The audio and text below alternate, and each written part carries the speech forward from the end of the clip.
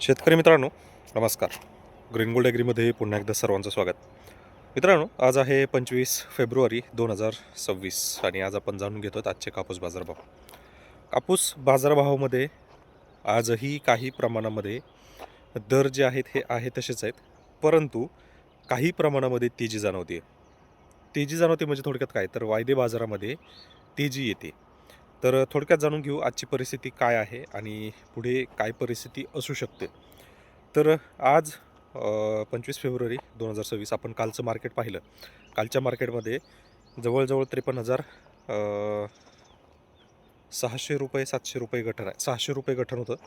ते आता 53,700 झालं आहे आणि 53,700 आजही स्टेबल आहे.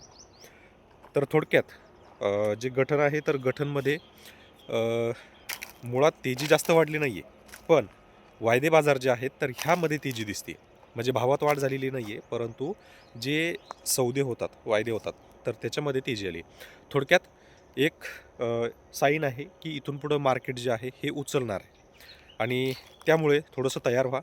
येत्या 10 ते 15 दिवसामध्ये मार्केट चांगल्यापैकी उचलेल आणि हे मार्केट उचललं की लगेचच आपल्याला विक्रीचा निर्णय घ्यायचा आहे.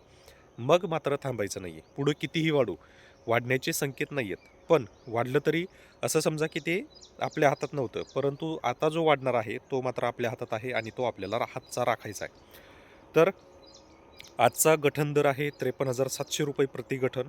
हा वाढू शकतो साधारण ₹1,000 54,700 55,000ही होऊ शकतो, परंतु 54,500 झाल्याच्या नंतर लगेचच आपल्याला कापूस विक्री करायची. आपल्याला त्याच्यामध्ये फारसं थांबायचं नाही आहे. तर स्थानिक बाजारपेठेचा जर विचार केला तर आत्ताच्या गठणनुसार सर्वसाधारण 6,800 6,900 हा दर आपल्याला पाहायला मिळतो आहे. त्यानंतर छोट्या जिनिंगमध्ये जर आपण विचार केला तर स्थानिक बाजारपेठेपेक्षा ₹200 ते ₹300 दर जास्त आहे. म्हणजे साधारण 7,200 7,300. आता याच्याही पलीकडे तिसरा टप्पा महाराष्ट्रामध्ये 3 वेगवेगळ्या प्रकारे भाव हा आपल्याला मिळतो.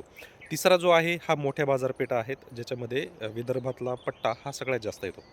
तर त्या ठिकाणी दर जे आपल्याला सध्या पाहायला मिळत आहेत, तर सर्वसाधारण 7,300 पासून 7,600 किंवा 7,700 अकोट बाजार समितीमध्ये होतोय. तर ह्या दरामध्ये आपल्याला हे दर पाहायला मिळत आहेत. आता याच्यामध्ये होतंय काय, तर साधारण आपण पाहिलं की जवळजवळ 8 दिवसापासून मार्केटमध्ये खूप मोठ्या प्रमाणामध्ये मंदी तयार झाली. आता ही मंदी कुठंतरी हटताना दिसते आणि कालची जी परिस्थिती आहे, तर याच्यामध्ये काही प्रमाणामध्ये वायदे बाजारामध्ये तेजी दिसायला लागली. थोडक्यात ही जी तेजी आहे, तर येणारे भाववाढ होणार आहे म्हणून ही तेजी आपल्याला पाहायला मिळते. तर थोडक्यात थोडंसं थांबायचं आहे.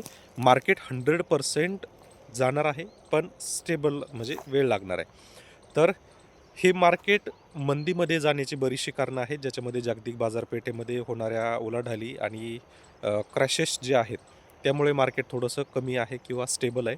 परंतु येत्या साधारण 8 ते 10 किंवा जास्तीत जास्त 15 दिवसामध्ये हे मार्केट उचलणार आहे. ज्या शेतकऱ्यांकडं स्टॉक अजून आहे, त्यांनी विक्रीसाठी थांबायचे. साधारण 54,500च्या आसपास मार्केट असेल त्यावेळेस विक्रीला सुरुवात करायची, जेणेकरून तुमचं नुकसान होणार नाही.